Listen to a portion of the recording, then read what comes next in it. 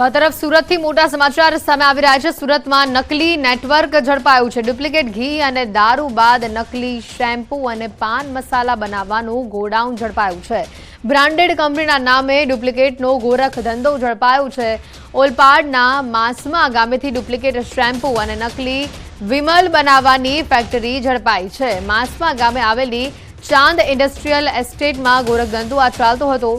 ઓલપાડ પોલીસે બાતમીના આધારે દરોડા પાડ્યા, જેમાં નકલી વિમલ અને શેમ્પૂ બનાવવાના 3 મશીન, વિમલનું 700 કિલો ડુપ્લિકેટ રો મટીરિયલ અને રોલ પણ ઝડપાયા છે, જ્યારે 1800 લીટર ડુપ્લિકેટ શેમ્પૂનું રો મટીરિયલ અને 37 પેકેટ કબજે કરવામાં આવ્યા છે। પોલીસે નકલી શેમ્પૂ અને પાન મસાલાનો જથ્થો અને રો મટીરિયલ મળીને 50 લાખથી વધુનો મુદ્દામાલ કબજે કર્યો છે।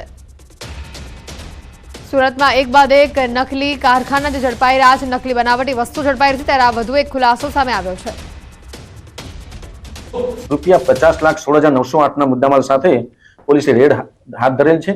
આ રેડમાં જેણે ગોડાઉનનું સંચાલન કરનાર છે તે ઈસમનું નામ છે અબ્દુલ હાફિઝ ઉર્ફે રાજુભાઈ સન ઓફ મોહમ્મદ શફી હીરાગલ, રહેવાસી યુસુફ મંજિલ ચોક બજાર સિંધીવાડ સુરત શહેર તથા તેણે અન્ય બિહાર તથા યુપીમાંથી અન્ય મજૂરોને બોલાવી અને આ ગોડાઉનમાં રાત દિવસ પ્રોડક્શન ચાલુ રાખી અને આ ડવ શેમ્પુ તથા વિમલ ગુટખા તથા તમાકુનું પ્રોડક્શન કરી અલગ અલગ પડીકીમાં પેક કરી અને આગળ વેચવાની તૈયારી કરી રહ્યા હતા। તો આજે વિગતો સામે આવે છે। ચાંદ ઇન્ડસ્ટ્રીઝમાં આ ગોડાઉન છે અને પોલીસ આ તમામ નકલી વસ્તુઓ પકડી રહી છે। અત્યાર સુધી તો ખાવા પીવાના અને મસાલાની વાત હતી, પણ હવે તો સૌંદર્ય સાથે વ્યસન કરતા ગુટકા પણ નકલી મળી રહ્યા છે। જી હા, સુરત જિલ્લા પોલીસની ઓલપાડ પોલીસ દ્વારા એક ફેક્ટરી ઝડપી પાડવામાં આવ્યું છે। ઓલપાડના પીઆઈ જાદવ સાહેબ આપણી સાથે જ આપણે સીધાની સાથે કરીએ। જાદવ સાહેબ, એક ફેક્ટરી, એક નહીં પણ 2 ફેક્ટરી પકડાઈ છે।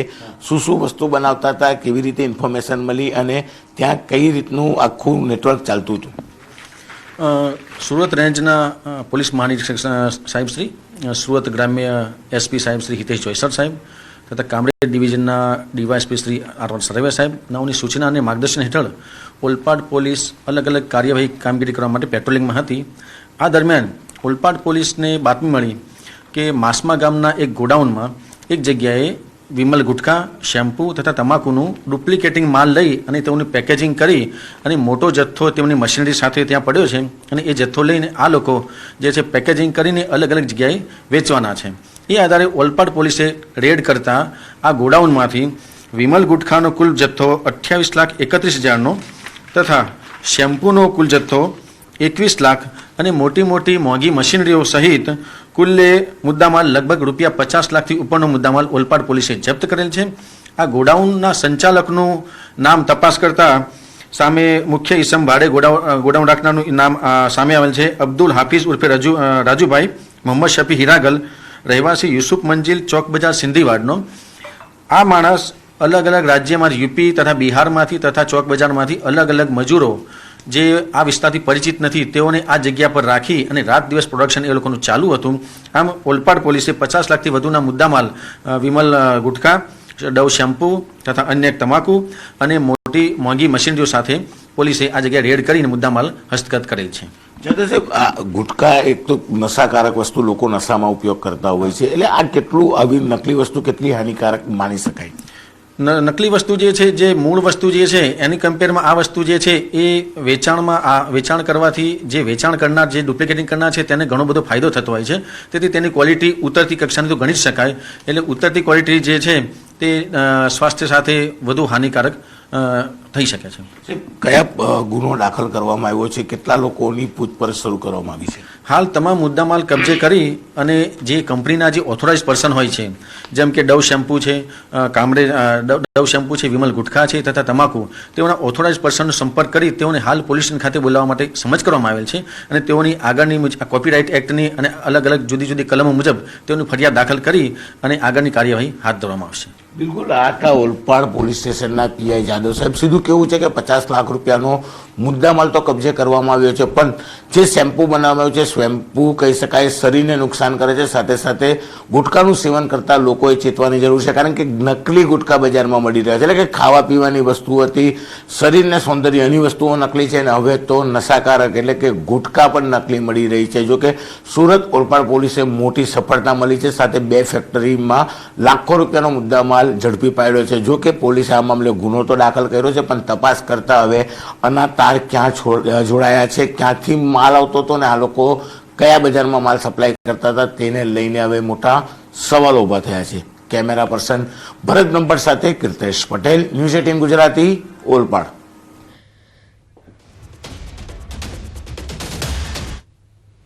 આગળ વાત કરીએ તો અમદાવાદના બાવળાથી આ વિગતો આવી રહી છે, જ્યાં જેખડા ગામે 7 બાળકોને ડાયરિયા થયા. 7 પૈકી 1 બાળકનું મોત થયું હોવાના પણ સમાચાર સામે આવી રહ્યા છે. રવિવારે બાળકોમાં બીમારીના લક્ષણો જોવા મળ્યા હતા.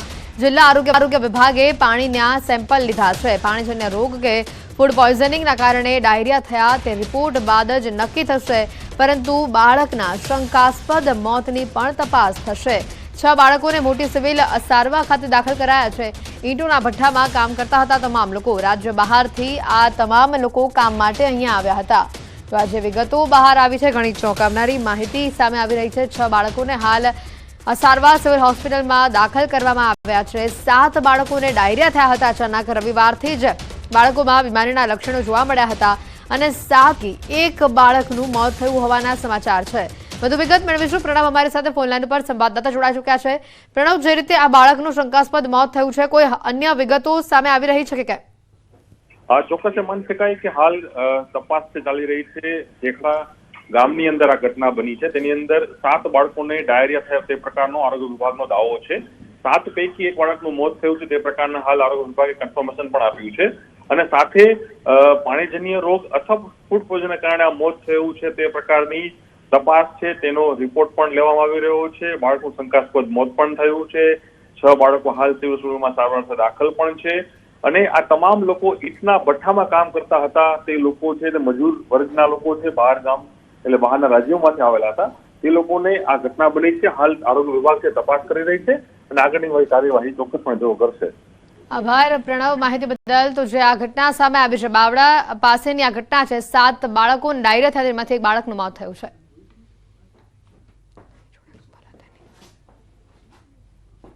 અને હવે વાત કરીશું રૂપાલા રણ નહીં છોડે તેની.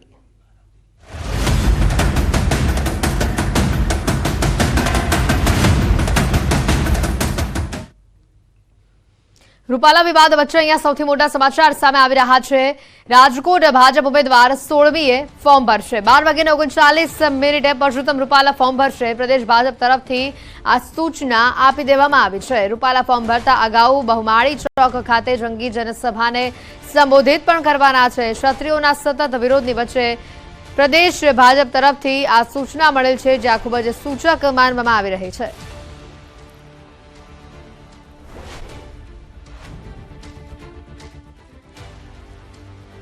કેટલા લોકો છે તે હાજર રહેશે, કયા કયા નેતાઓ છે તે હાજર રહેવાના છે, શું કહેશો?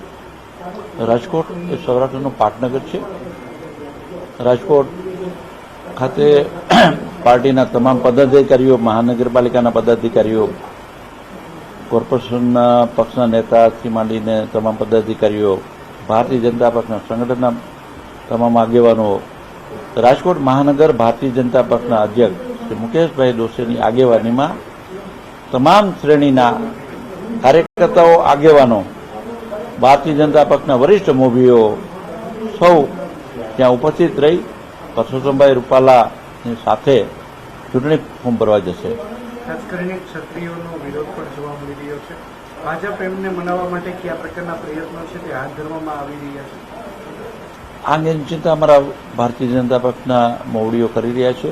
સૌરાષ્ટ્ર હર હંમેશ વડાપ્રધાન નરેન્દ્રભાઈ મોદીની સાથે રહ્યું છે. આપણે જોઈએ તો રાજકોટ ખાતેથી તત્કાલીન મુખ્યમંત્રી અને આજના વિશ્વના સર્વાધિક લોકપ્રિય શાસક અને દેશના લોકલાડીલા વડાપ્રધાન નરેન્દ્રભાઈ મોદીએ પોતાની સંસદીય કારકિર્દી રાજકોટથી શરૂ કરેલી વિધાનસભામાં ઉમેદવારી પત્રક ભરીને આવું રાજકોટ, એ રાજકોટ હર હંમેશ નરેન્દ્રભાઈ મોદીએ જે સૌરાષ્ટ્રની પ્રજાને ભેટો આપેલી છે, એ અંગે કદરદાન છે.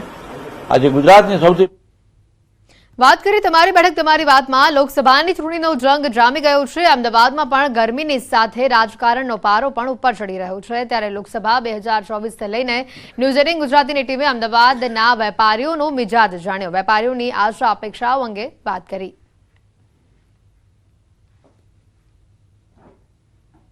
વેપારી તરીકે જ્યારે વાત કરવામાં આવે તો આ વખતનો ઇલેક્શનનો માહોલ તમને કેવો લાગી રહ્યો છે? હજુ પણ શું બદલાવ જોઈએ છે? ઘણા બધા બદલાવ પણ આપણે એમસીમાં પણ જોયા છે. બજેટ જ્યારે આવે ત્યારે વેપારી વર્ગને લઈને ઘણા બધા લાભ ગેરલાભ એ તમામ પ્રકારની વાતો સામે આવતી હોય છે. પરંતુ હવે જ્યારે ઇલેક્શન છે, સાચો પોઈન્ટ છે, આ સમય પર આપ શું માની રહ્યા છો? હજુ પણ કેટલા બદલાવ ઈચ્છી રહ્યા છો?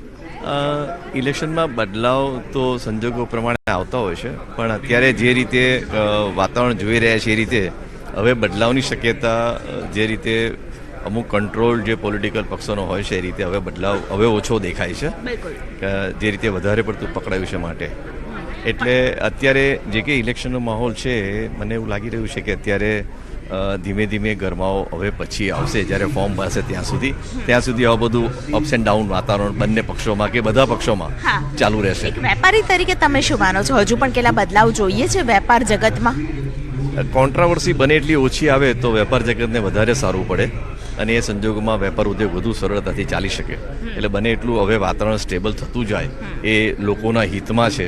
એટલે જેથી જાતિવાદ ગણો કે બીજું કશું ગણો તે વધારે વકરવું ના જોઈએ, જેથી વેપારી વર્ગને તકલીફ ના પડે. અમદાવાદનો ટ્રેન યુઝ્યુઅલી ઉમેદવાર પસંદ કરવાનો હોય છે, પણ પક્ષમાં એટલું સારું કામ થઈ રહ્યું છે અને હજી માહોલ શું ચાલી રહ્યો છે ડિફિકલ્ટ છે ડિસ્કસ કરવો. પણ અત્યારે ફિમેલનું એન્ટરપ્રેન્યોરમેન્ટ ઘણું વધ્યું છે સમાજમાં, એટલે અને હજી ને હજી વધતું રહે અને એને વધારે ને વધારે ઓપોર્ચ્યુનિટી મળતી રહે એવું એક્સપેક્ટેશન સાથે અમે ગવર્મેન્ટને કહીશું કે તમે વધારે ને વધારે ઉમેદવારો પણ ફિમેલ લો અને એને પ્રોપર અટેન્શન આપીને એની માટેના ડેવલપમેન્ટ પણ કરતા રહીએ. I feel government's job is to make sure that businesses find it easy to do business. At the end of the day, a country like India needs a lot of employment. જે પણ સરકાર આવે બધા citizens એક યોગ્ય મતદાન કરે એ બહુ મહત્વનું છે. પોતાના કેન્ડિડેટ, પોતાની પાર્ટી, પોતાની વિચારધારાને ધ્યાનમાં રાખીને, પણ at the end of the day national interest is very important. એમ્પ્લોયમેન્ટથી લઈને બધું ધ્યાનમાં રાખીએ આપણે તો I am sure કે government's business is to make sure that the businesses are comfortable, security, education, social responsibilities. મત આપતા વેપારી શું વિચારે છે? મત આપતા એ જ વિચારે છે કે ઇઝ ઓફ બિઝનેસ કેટલી છે ultimately, and that is at the most important aspects. Election આવી રહ્યું છે અને મત ચોક્કસ આપવાનો અને યોગ્ય પાર્ટી અને યોગ્ય વ્યક્તિને આપવાનો, જેનાથી આવનારા 5 વર્ષ પણ આપણા બહુ જ સલામત રહે અને કોર્પોરેટ ગવર્નન્સ સાથે આપણો દેશ હજુ વધુ ને વધુ ગ્રો કરે એવી મારી શુભેચ્છા છે. ડેવલપમેન્ટ ઇન્ડિયાનું જે રીતે થઈ રહ્યું છે બિલકુલ. અને તેની સાથે હજુ પણ બદલાવ વેપારી વર્ગ તરીકે વેપારી વર્ગમાં સંકળાયેલા હોય છો તો હજુ પણ કેટલા બદલાવ જોઈશે? હજુ તો ઘણા બધા રિફોર્મ બાકી છે.